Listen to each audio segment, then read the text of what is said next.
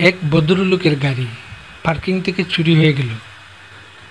অনেক খোঁজাখুঁজি করেও গাড়ির কোনো হদিস পেলেন না। তবে দুদিন পর হারানো গাড়িটাকে আগের জায়গায় দেখে তিনি অবাক হন। হারানো বাহন ফিরে পেয়ে ভীষণ আনন্দিত হয়ে দৌড়ে গাড়ির কাছে গেলেন। ড্রাইভিং সিটে একটা মুখবদ্ধ খাম খুলে দেখলেন, ভেতরে দেয়া চিরকুটে লেখা, মায়ের শরীর হঠাৎ খারাপ হয়ে যাওয়ায় হাসপাতালে নেয়ার প্রয়োজন হয়ে পড়েছিল। কিন্তু একে তো রাত, তার উপর ছুটির কারণে কোনো গাড়ি না পাওয়ায় আপনার গাড়ি ব্যবহার করতে বাধ্য হয়েছিলাম। বিনীত ভঙ্গিতে আরও লেখা রয়েছে, আপনাকে কষ্ট দেওয়ার জন্য দুঃখিত। গাড়িতে যত পেট্রোল ছিল সব আগের মতোই আছে।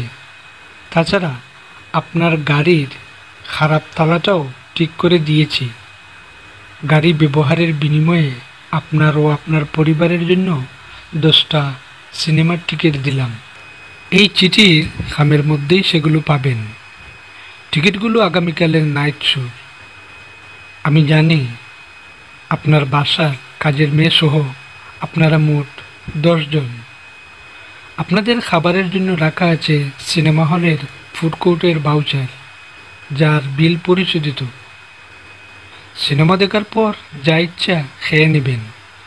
সবশেষে আবারও বিনীত অনুরোধ, আমার অনন্যোপায় অপরাধের জন্য ক্ষমা করে দিবেন।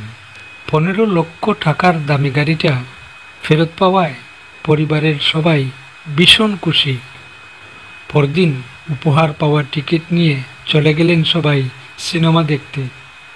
ছবি দেখা শেষ করে মনের মতো special chicken, rice, coffee, ice cream খেয়ে বের হলো সবাই। কিন্তু গাড়িটা তো নেই পার্কিংয়ে। আবারও চুরি হলো গাড়িটা। উপায় না পেয়ে ট্যাক্সি ডেকে বাড়ি ফিরল তারা। বাড়ি ফিরে দেখলো ফ্ল্যাটের দরজা ভাঙা। ঘরের সব দামি জিনিস, আসবাবপত্র, নগদ টাকা, গয়না চুরি হয়ে গেছে। ক্ষতি প্রায় কোটি টাকার মতো। বাইরের টেবিলে একটি খাম পড়ে আছে, তাতে লেখা, সিনেমা কেমন দেখলেন? গাড়িটা আবার চুরি করে নিয়ে গেলাম। আপনি কেন গাড়ির লক আর চাবি বদলাতে ভুলে গেলেন? ওদিকে বাসা একেবারে ফাঁকা রেখে কেউ কি সিনেমা দেখতে যায়?